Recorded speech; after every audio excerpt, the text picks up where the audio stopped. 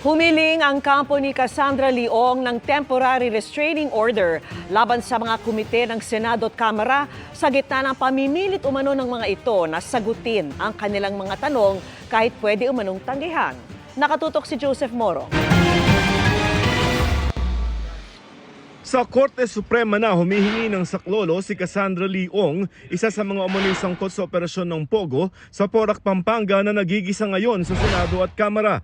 Naghain ng kanyang mga abogado ng petition for certiorari at humingi ng temporary restraining order sa Korte laban sa 3 komite ng Senado at 4 na komite ng Kamara o Quadcom. Sumusobra na raw kasi ang mga mamabatas sa pamimilit na sumagot si Ong gayong may right against self-incrimination o karapatan laban sa pagpapahamak sa sarili at right to remain silent o karapatang manahimik siya. Ang hindi na po nakakaya ni Ms. Cassandra Leong ay kapag siya ay kanyang ini-invoke yung kanyang right to remain silent or right against self-incrimination. Nakita nyo naman po, sinisigawan siya, kinukutya siya, she's being ridiculed, ini-intimidate, tinethreaten.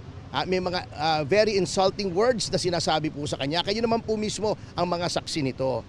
Yun lamang po ang nais namin pigilin, that once the right to remain silent is invoked, no further questionings should be made. Ayon sa mga abogado ni Ong, hindi raw naman nila layon na ipatigil ang mga investigasyon na ginagawa ng Senado at Kamara at dadalo sila sa mga pagdinig kung kinakailangan.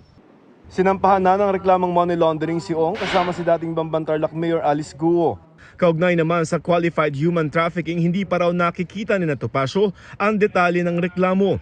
Ayon sa House Secretary General, naibalik na sa Kamara si Ong kung saan siya ididetine ng 30 araw. Kahapon siya na-discharge sa ospital matapos magka-low blood pressure sa gitna ng pagdinig noong nakaraang Miyerkules. Gayunman, sabi ng abogado ni Ong, mas gugustuhin na lamang raw ni Ong na makulong kesa piliting sumagot sa Kongreso. Kahit saan na nga po, sabi nga niya, kahit sa Women's Correctional, kaysa naman sapagkat nagdi-deteriorate po yung kanyang mental health.